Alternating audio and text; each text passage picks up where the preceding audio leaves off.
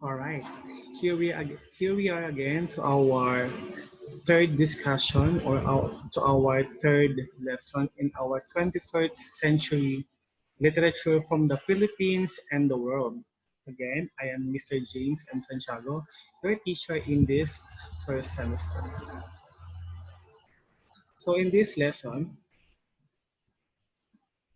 we're going to study the literary approaches. So I think there are six literary approaches in this lesson. So what's first? I'm going to show you one of the best author in the Philippines. He is Bienvenido and Santos, 1911 and from 1911 from 1994. Bienvenido Santos is a fictionist and a poet known for articulating the loneliness and alienation of the Filipino in exile. He served the Philippine government in exile in the United States when World War II broke out. He was born on March 22, 1911 in Tondo, Manila. Benvenido died on January 7, 1996, and his nationality is Filipino. Then the period of his uh, service is 20th century. Then his genres are fiction and poetry. So the entitled "The Gods We Worship Live Next Door" by Benvenido Santos is one of his best poems.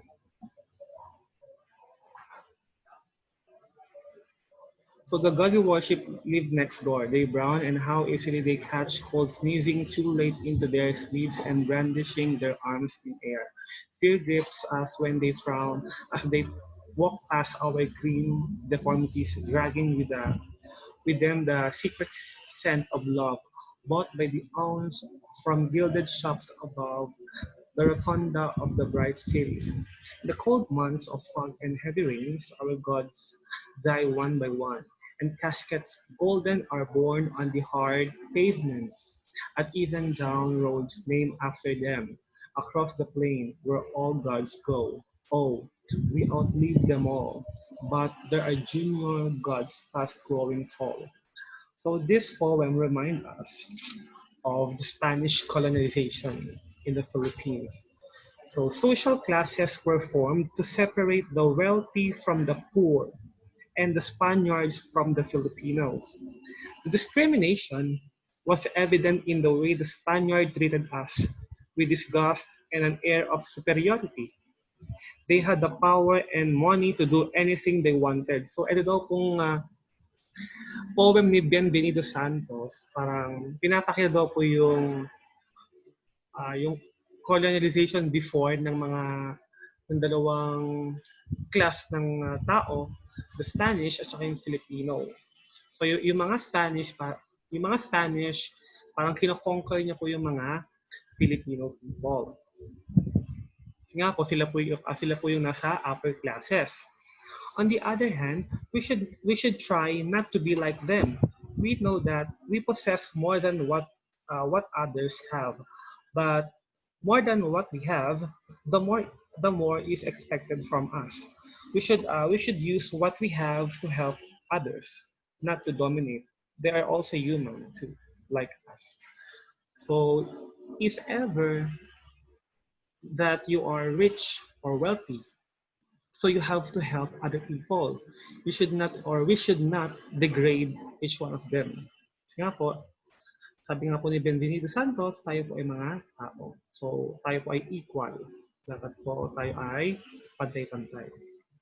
Walang mayaman at walang hirap.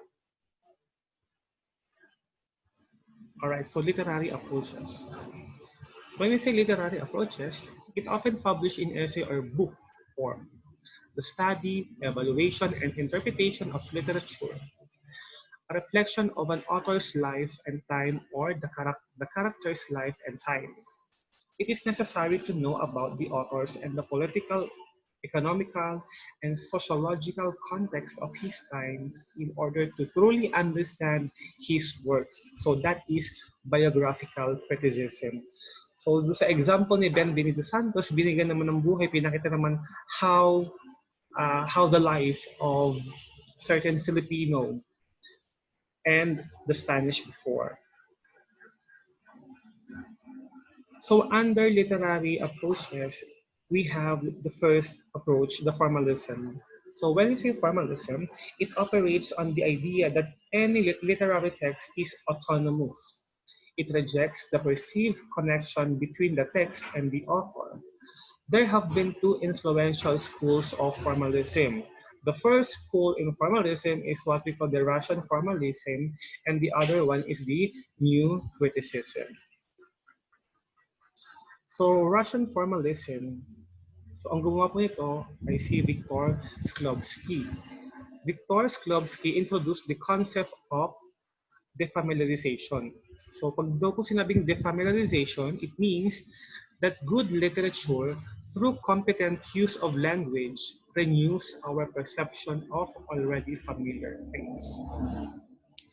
So, ibig pong sabihin nito, yung mga bagay na hindi natin alam before, once na na-unlock natin ito, so malalaman na natin na, ito pala yung ibig sabihin nito.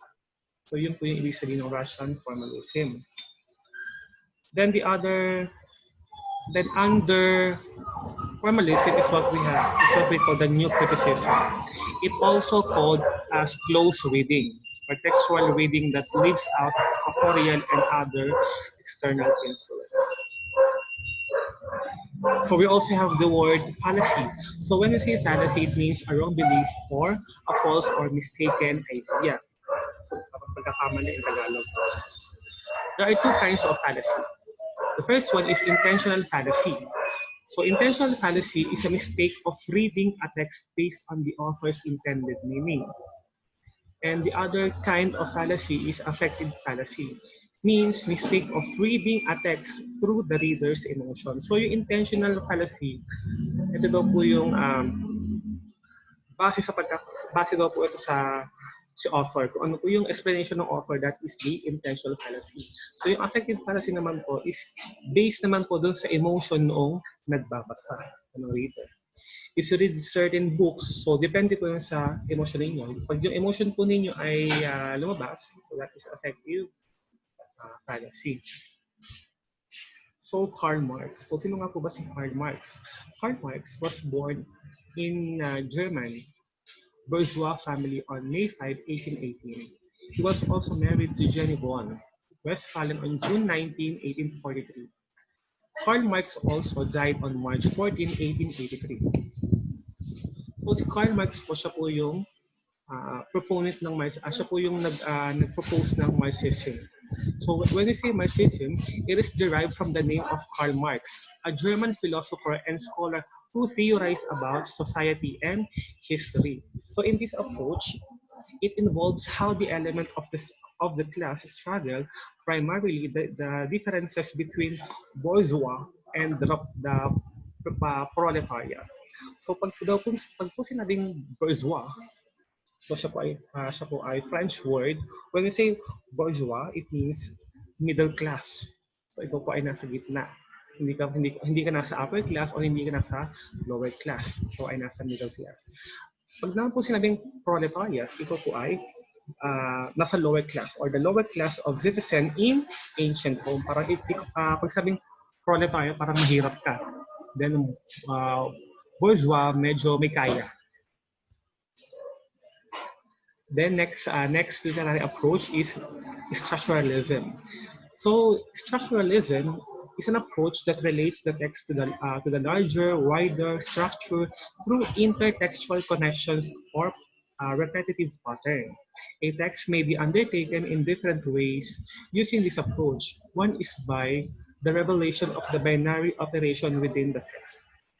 It is also a method of interpreting and analyzing such things as language, literature, and society, which focuses on contrasting ideas or elements of structure and attempts to show how they relate to the whole structure. So example po ng structuralism is you are describing an apple. So let's say you are describing an apple. So you would say an apple is crispy, an apple is juicy. An apple is sweet or even hard. So you are describing a thing or a specific object. Then Jacques Derrida. So sino nga ba si Jacques Derrida? Jacques Derrida was a French philosopher. His work is mostly associated with post-structuralism and post-modernism. His work has had impact on anthropology, sociology, semiotics, and literary studies. So the term deconstructionism was coined by French philosopher Jacques Derrida. It rejects the binary opposition of structuralism. Thus, it shows that the meaning is indefinite and undecidable. So kung kaya po, ang structuralism is you are describing something or some objects. Dito na sa deconstructionism, example po nito is you are reading a novel twice. But after 20 years, and seeing how it has a different meaning each time. So after 20 years daw po, parang nababago na yung content o yung definition ng isang babasahin o ng isang novel. So nababago siya.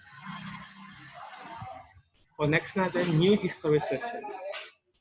This approach is nothing but a narrative text that is contaminated by people's personal biases, assumptions, etc. It is under the influences of the culture in which they belong. One of its proponents is Michael Foucault. So before po kasi merong pinagkaiba yung historical criticism and new historicism. Historical criticism is to understand a literary piece. One must understand the author's background, the biography, ideas at time of life, and their environment. But this time, the new historicism seeks meaning in text based on the historical era it was created in, the idea and assumptions of the time. It also focuses on revealing the historically specific model of truth. So I think this will be the last type of literary approach. So the last part or the last literary approach is the feminism. So from the word itself, feminism, feminine or female, ang babae. So in this approach, it is a text was read within a social context. In particular, it analyzes textual representation from the woman's perspective like stereotyping and objectification of womanhood. Ano po ba yung ibig sabihin ng stereotyping? Pag po sinabing stereotyping means parang walang interest, parang hindi kaaya-aya, parang gano'n. And also, feminism covers empowering women for gender equity. So example po ng feminism grade 12 is si Cory Aquino, di ba po? Si Cory Aquino before ay tumakbo bilang isang president. Siya po yung kauna-unahang presidente ng Pilipinas. Siya po yung unang babaeng presidente ng Pilipinas. So yung mga naunang president po, parang din-discriminate siya. Bakit siya tatakbo? Ay babae siya. Kasi nga po, before, yung unang panahon po,